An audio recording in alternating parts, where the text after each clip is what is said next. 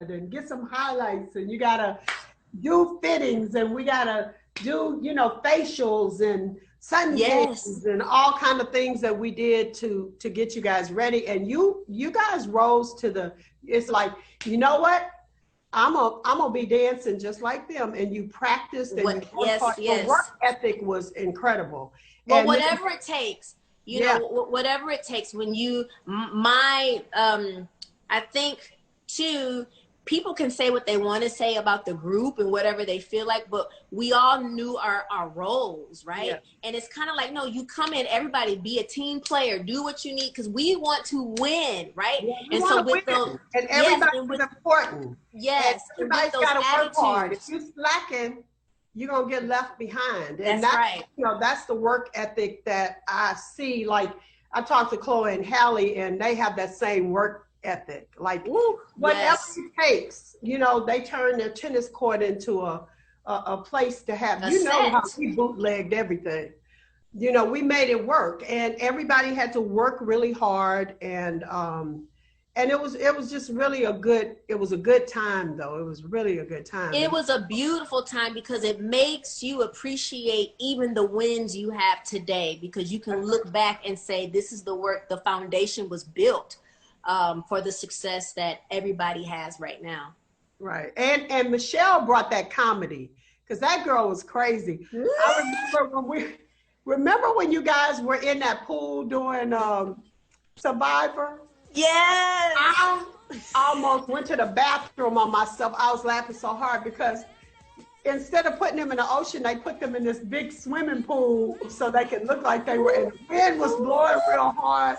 And remember, Kelly wig had flown off with the helicopter in Survivor, and we were just on the floor laughing. It was freezing And cold. then being told, be sexy, look sexy. Look Like, sexy. I'm And you're like you're drowned, freezing, and your hair's blowing like 100 miles an hour, and the water is cold. It got cold. It was warmed up. And, I oh think my we God. got sick. Y'all I did think get sick. we That got was sick at the end of that y'all was video. going to like a little swamp and all that, and those little suede outfits that I made y'all with the fur. They and all were that. dope though. They They were dope. Y'all were amazing. freezing. I was like, y'all gonna kill my babies out here. Yeah, we had so many fun times, and We did. I remember. I have to tell this story real quick. Yes, ma'am. You were how old? You were About 1920? I think you were 20, or maybe you were 19, and the girl, Beyonce hadn't turned 18 yet, and they got on the plane, and Michelle said, I have a glass of champagne. And I went over there and I said, girl, you don't be drinking. She was like, Miss Tina, I'm 19. I'm like, uh-uh. They can't, we're not gonna be having a drinking. And she was like, yes, ma'am. You know, she didn't give me any flack about it. But I think about that now, and I just had a lot of nerve. Went hard, legal or not, give me some champagne. But it was grown, it was normal. And Beyonce told me, she said, Mama, you can't be going snatching Michelle's glass of champagne out of her.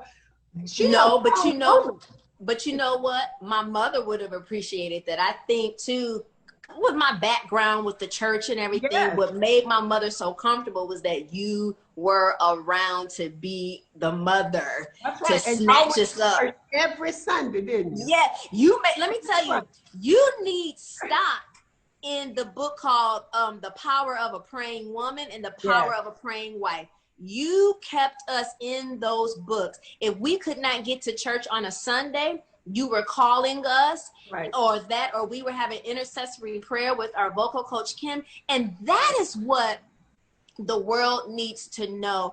Yes, people, you know, we sang our songs, we dressed in our amazing outfits, sexy outfits, our sexy outfits that we got flack for, but people didn't know that when we got on our tour bus, we were some of the most boring artists in the world. We were watching Christian DVDs with some Sex in the City. Kelly loved Sex in the City. I think Beyonce loved The Simpsons or something. You know what I mean? But at the same time, you made sure that on Sundays, if we were not in someone's church, that we were reading our Power of a Praying Woman books and the Bible. And so we found you through being a backup singer Talk about that. Yes, ma'am.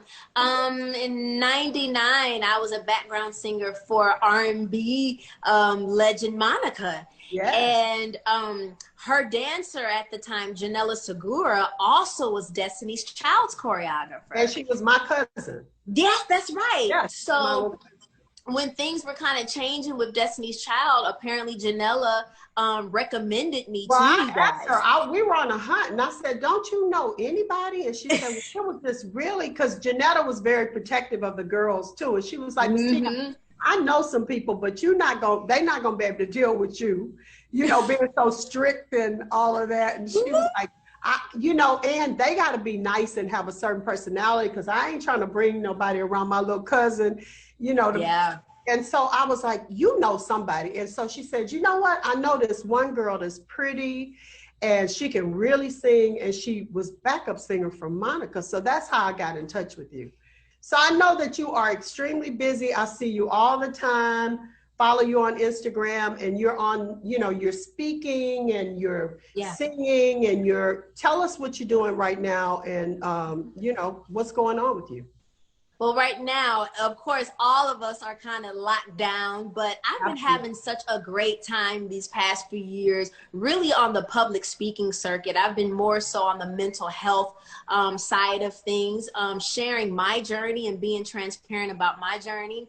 I'm actually, I have a podcast on iHeartMedia through Charlemagne the God's channel. And so I'm excited about all of our voices getting together, sharing through everything. So I will be talking about mental health. I'll be sharing my journey and having friends on. Miss Tina, I'd love for you to come on there. I do have a book coming out next year. Of course, official announcements will be coming out soon.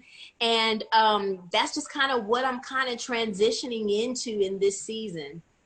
Well, listen, that's amazing, and it's badly needed. And, you know, the last time you girls were together, y'all were like bigger than life. The world was so happy at Coachella. I mean, they were like, oh my God. And they're always Instagramming me and saying, Miss Tina, when are they going to do something together? And when are they going to do something together? So we're just going to keep on praying, because I mean, you guys together, separately, you're a powerhouse. And together, I think, you know, you guys are amazing. So, you know, hopefully we'll see that sometime soon. Listen, because you know what? We've got to have at least one more round of our shenanigans. Just one more. All that fun. I look at the videos all the time, and then, you know, and let me do a few outfits for the stage. Come on.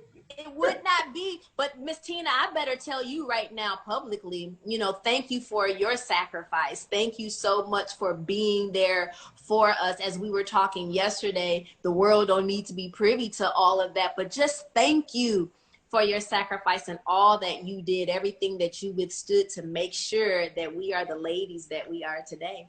Oh, well, thank you, Michelle. Yes, ma'am. Yes, ma'am. I love you.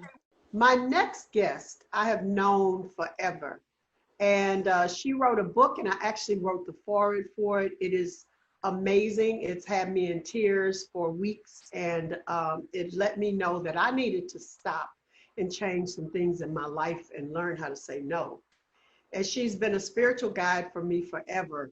She's a pastor of St. John's